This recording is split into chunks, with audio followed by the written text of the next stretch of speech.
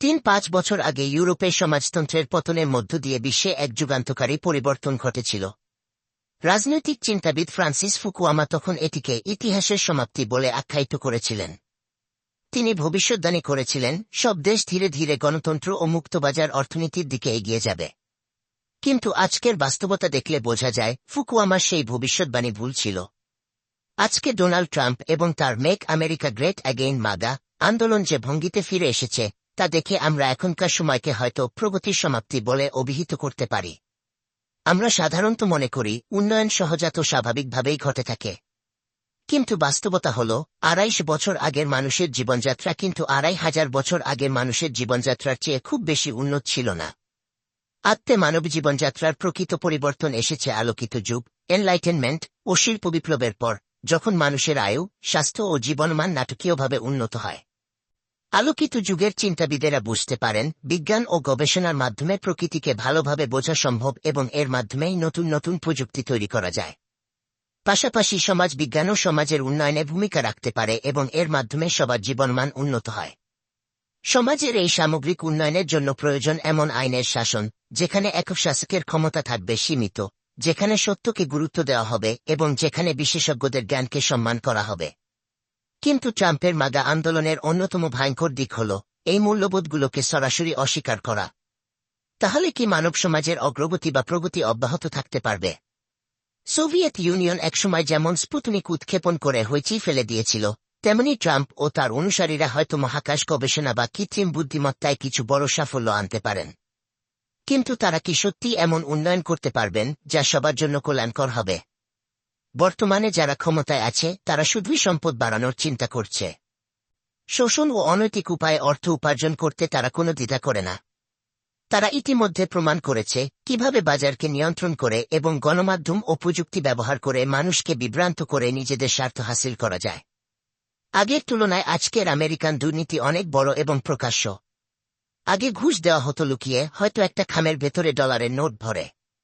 কিন্তু এখন ধনী ব্যবসায়ীরা প্রকাশ্যেই রাজনীতিবিদদের নির্বাচনী প্রচারে শত শত মিলিয়ন ডলার দান করতে পারেন এবং এর বিনিময়ে তারা বিশেষ সুবিধা পেয়ে থাকেন। আমেরিকান অলিগার্করা প্রকাশ্যে একজন রাজনীতিবিদের নির্বাচনী প্রচারের জন্য শত শত মিলিয়ন ডলার চাঁদা দিয়ে অবদান রাখতে পারেন। এর বিনিময়ে তারা নানা ধরনের বিশেষ সুবিধা হাতিয়ে নেন। ২০০৮ সালের আর্থিক মন্দার পর সে সময়কার প্রেসিডেন্ট বারাক ওবামার প্রশাসন ইলেকট্রিক গাড়ির উন্নয়ন ও প্রসারের জন্য টেসলাকে ৪৬৫ মিলিয়ন ডলারের একটি শর্তহীন ঋণ দিয়েছিল। ভবিষ্যতে এ ধরনের লেনদেনের পরিমাণ আরও অনেক বেশি হবে এবং ধনকুবেরেরা রাজনীতিবিদদের অর্থ দিয়ে কিনে নেবেন, যাতে তারা তাদের জন্য আরও বড় সুযোগ সুবিধা নিশ্চিত করতে পারেন। অর্থাৎ অর্থের বিনিময়ে নীতি নির্ধারণে প্রভাব বিস্তার করার প্রবণতা ক্রমেই বাড়তে থাকবে। প্রগতি ধরে রাখতে হলে বিজ্ঞানের উন্নয়ন এবং দক্ষ জনশক্তির প্রয়োজন। কিন্তু ট্রাম্প তার প্রথম মেয়াদে গবেষণার জন্য বরাদ্দ তহবিলে এত বড় কাটছাঁটের প্রস্তাব দিয়েছিলেন যে তার নিজের দলের রিপাবলিকানরাও এতে আপত্তি করেছিলেন। এবারও কি তারা একইভাবে ট্রাম্পকে বাধা দিতে পারবেন? প্রশ্ন হল, যখন শিক্ষার উন্নয়ন ও গবেষণা প্রতিষ্ঠানগুলো বারবার আক্রমণের শিকার হয়, তখন কি সত্যি অগ্রগতি বা প্রগতি সম্ভব?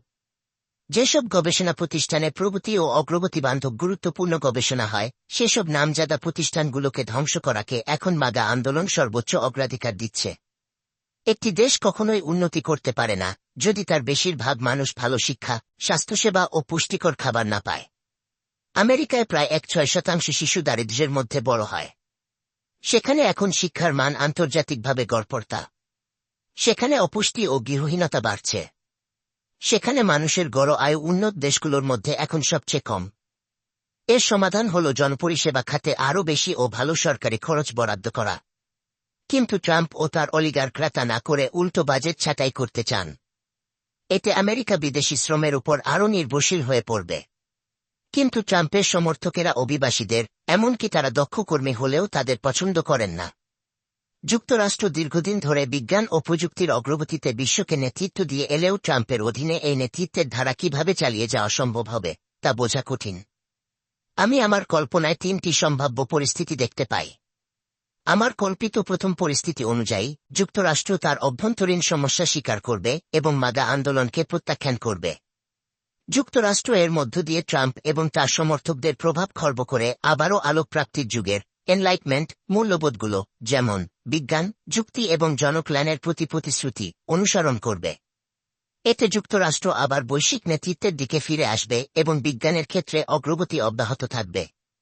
দ্বিতীয় পরিস্থিতি হল যুক্তরাষ্ট্র ও চীন একে অপরের পথে চলতে থাকবে। যুক্তরাষ্ট্রে অলিগার্কদের পুঁজিবাদ বৃদ্ধি পাবে, আর চীনে রাষ্ট্রীয় পুঁজিবাদ ও কর্তৃত্ববাদী শাসন চলতে থাকবে।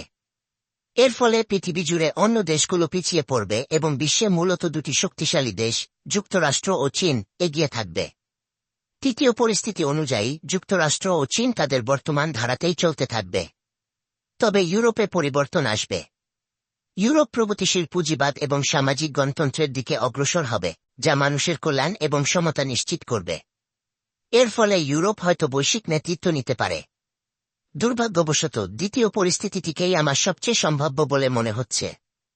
অর্থাৎ যুক্তরাষ্ট্র ও চীন নিজেদের পথেই চলতে থাকবে এবং বিশ্বের অন্য দেশগুলো তাদের কাছ থেকে অনেক পিছিয়ে পড়বে। চীন প্রযুক্তি এবং কৃত্রিম বুদ্ধিমত্তার এই ক্ষেত্রে অনেক এগিয়ে থাকবে, কারণ সেখানে বিশাল বাজার, বহুসংখ্যক দক্ষ প্রকৌশলী, দীর্ঘমেয়াদী পরিকল্পনা এবং ব্যাপক নজরদারি ব্যবস্থা রয়েছে, যা তাদের আধিপত্য বজায় রাখতে সাহায্য করবে। চীনের কূটনীতি পশ্চিমের বাইরে থাকা ৬০% দেশের সঙ্গে যুক্তরাষ্ট্রের তুলনায় অনেক বেশি সফল হয়েছে। তবে চীন বা ট্রাম্পীয় আমেরিকা কোনোভাবেই সেই মূল্যবোধে বিশ্বাসী নয়, যা গত ২০০ বছরে উন্নতির পথ দেখিয়েছে। দুঃখজনকভাবে আজ মানবতা বড় বড় সমস্যা নিয়ে লড়ছে। প্রযুক্তির উন্নতি আমাদের নিজেদের ধ্বংসের পথ করে দিয়েছে, আর একমাত্র আন্তর্জাতিক আইনই আমাদের এই বিপদে রক্ষাকবচ হিসেবে কাজ করতে পারে।